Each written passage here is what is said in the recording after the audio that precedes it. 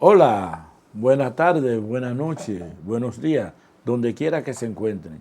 A los amigos de allá del Cono Sur, los argentinos, los chilenos, los brasileños,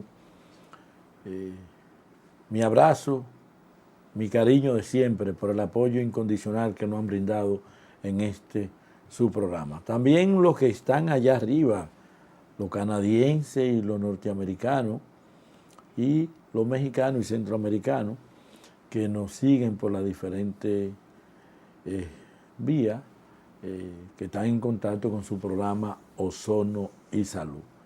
Recuerden que estamos en la plataforma de YouTube y que ustedes deben suscribirse ahí debajo con la campanita donde Ozono RD, para así apoyarnos y darle continuidad, y además que cada vez que nosotros se haga una publicación, pues a usted le llegue. Hoy vamos a hablar de un tema de interés, tanto para las mujeres como para los hombres, porque al principio se hablaba de lo que era estética en sentido del sexo femenino, pero ya tanto mujeres como hombres también están buscando el auxilio o la ayuda para lo que nosotros llamamos rentilizar la vejez, que es un proceso evolutivo de los seres vivos y que todos tenemos que pasar por los procesos, y lo que nosotros hacemos a través de la ozonoterapia es rentilizar los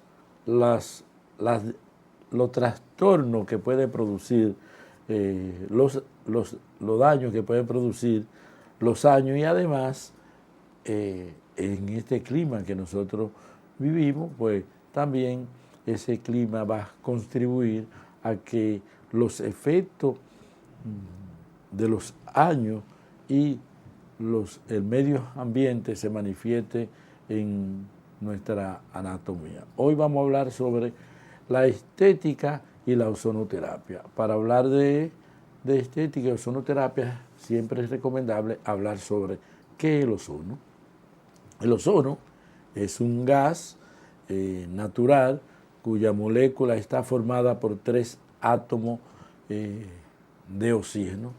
Se encuentra principalmente a nivel de 18, 25 kilómetros sobre la superficie de la Tierra, pero ese ozono que aparece a nivel de 18, 25 kilómetros de la superficie de la Tierra no es el ozono que nosotros aplicamos en los consultorios, tanto para medicina general, medicina interna, o oncología, o en traumatología, o en estética, sino otro tipo de ozono que podríamos decir que se produce a nivel de los consultorios. Ese ozono que nosotros referimos, que está a nivel por encima de los 18 25 kilómetros, es la capa de ozono, es un protector de vida, es el que nos protege de los rayos ultravioletas, justamente para que esos rayos ultravioletas no hagan daño a nuestra anatomía y que pueda ser posible la vida en la Tierra. El ozono que nosotros aplicamos, o el mejor término debería ser la ozonoterapia, es la mezcla de oxígeno y ozono en una proporción de 95% de oxígeno clínico y un 5% de ozono. Esa es el ozono que nosotros aplicamos, tanto en medicina general, medicina interna, en oncología, en traumatología, en ginecología, como el ozono que se aplica para lo que es la estética.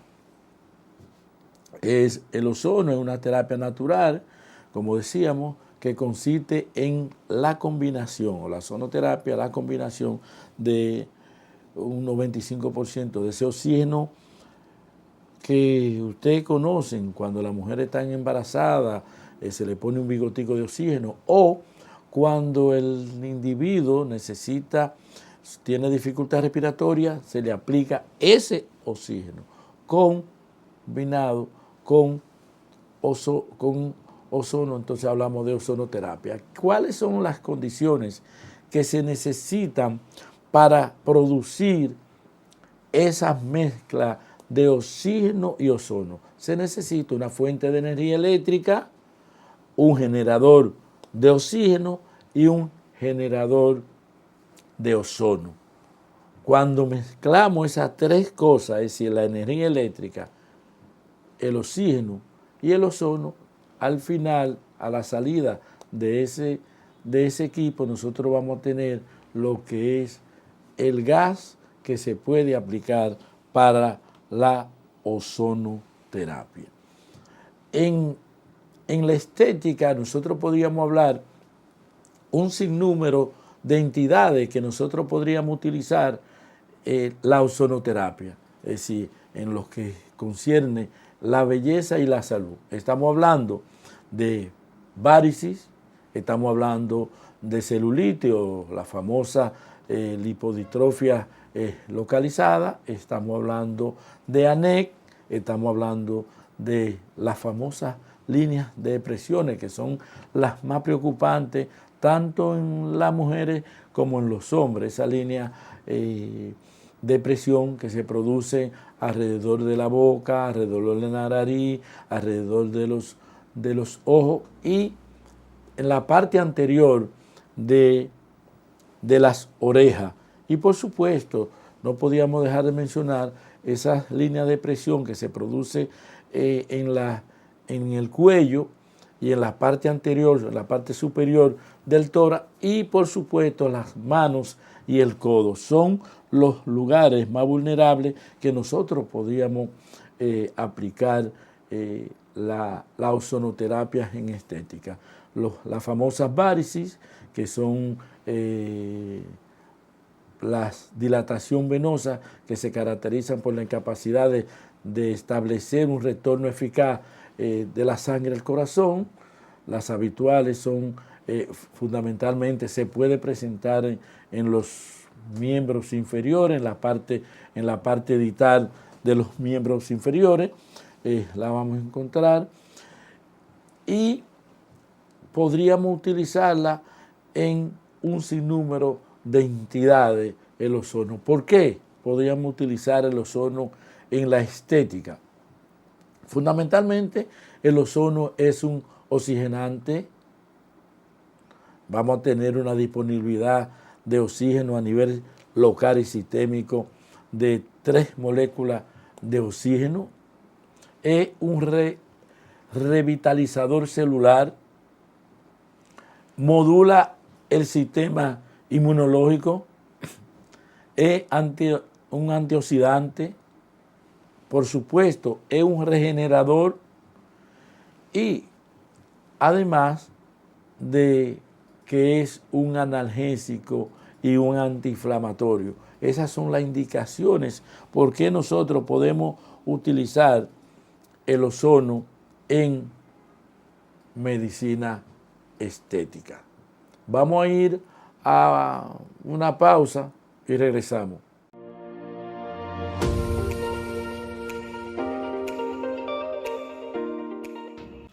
Hola a todos, les habla el doctor Antonio Contreras con su segmento de nutrición en su programa Ozono y Salud.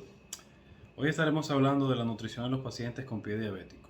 Ya hemos tocado anteriormente el tema de la nutrición en pacientes diabéticos como tal, pero hay que hablar tanto de la alimentación inicial, básica, como la suplementación que debe llevar un paciente que ya tenga pie diabético aunque esté siendo tratado.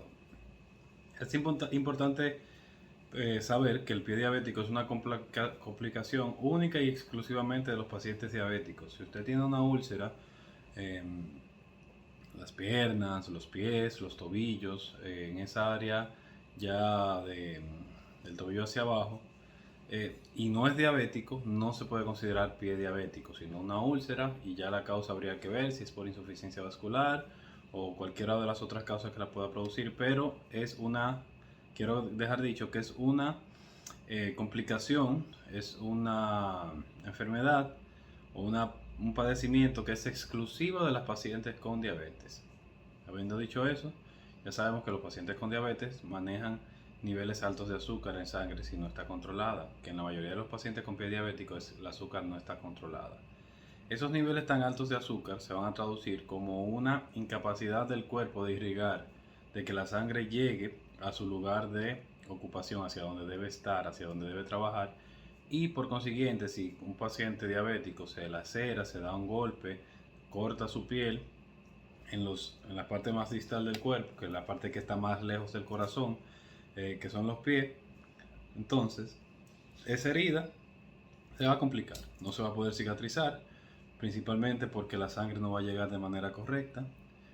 Al no llegar la sangre, no llega el oxígeno, entonces las células que se encargan que son como obreros pequeños, que se encargan de reparar esa lesión, no van a poder trabajar, y por eso usted ve que un paciente se corta hoy y ya en una semana, unos 5 o 10 días, ya la herida está más grande. Eso depende mucho de la circulación, de la edad del paciente y de los niveles de azúcar que maneja. Entonces, si ya sabemos que el azúcar alta es un factor predominante en los pacientes con pie diabético, vamos a tratar de mantener los índices glucémicos bajitos del paciente. El índice glucémico se considera como la capacidad que tiene un alimento de aumentar el azúcar en sangre. Y los alimentos con más alto índice glucémico son los carbohidratos refinados, principalmente las harinas, los dulces, los refrescos, los jugos, tanto naturales como industrializados. Son cosas que hay que eliminar en el paciente con pie diabético mientras tenga ese proceso. Si quiere utilizar frutas, yo recomiendo, y voy a explicar más adelante por qué, todos los cítricos, principalmente el limón y la naranja. ¿Por qué? Porque la vitamina C es un antecesor o es un promovedor de la producción de colágeno. Las fibras de colágeno son las que se van a encargar de la cicatrización del miembro. Entonces, mientras más vitamina C tengamos en nuestro organismo, más fibra de colágeno, mejor cicatrización. Mientras menos azúcar tengamos en el organismo, ¿verdad? Más oxigenación, mejor circulación de la sangre, y así puede mejorar en su totalidad lo que es el pie diabético. Tenemos que tener pendiente que eso es sumamente importante. Niveles de azúcar bajos, niveles de vitamina C altos y de fibra de colágeno. Tercero, la hidratación es sumamente importante, porque si el líquido no tenemos la suficiente fluidez de la sangre, no está, digamos que lo más líquida posible, para que me entiendan, es una sangre espesa por la gran cantidad de azúcar que ya tenemos, no va a llegar a los sitios aunque los vasos sanguíneos estén bien. Entonces necesitamos que el paciente diabético se mantenga hidratado. El paciente con pie diabético también, en cuarto lugar, debe consumir cantidades por encima de lo normal de proteínas, ya puede ser de origen animal o de origen vegetal. ¿Por qué? Porque las proteínas son, una de las funciones de las proteínas son que son estructurales, conforman tejido y hacen que el tejido crezca. Entonces necesitamos que el paciente consuma proteínas. Hay personas que tienen el mito, que siempre lo dicen, que el huevo pudre los pies diabéticos. No, usted puede comer huevo, usted puede comer huevo de pato, de gallina, del ave que quiera, de codorniz, también carne blanca. Y evitar el consumo de alcohol, el consumo de alimentos procesados, como las carnes procesadas, como los embutidos, para que el paciente diabético pueda recuperarse. Es importante saber que hay pacientes ya que son quirúrgicos totalmente y que conllevan una amputación, pero que el paciente diabético que tiene pie diabético y lleva las sugerencias que le dan su médico a cabo, es muy probable que se pueda recuperar. Hasta aquí mi participación por el día de hoy. Les ha hablado el doctor Antonio Contreras en su espacio Ozono y Salud. Nos vemos pronto.